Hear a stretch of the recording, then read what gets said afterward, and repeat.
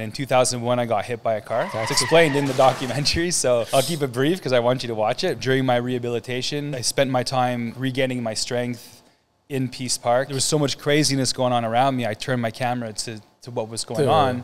And then I realized that I can't just make a skateboard video with a bunch of violence, because then it would be considered like a bum fights, and like, I don't know if you guys have ever seen bum fights. DVD.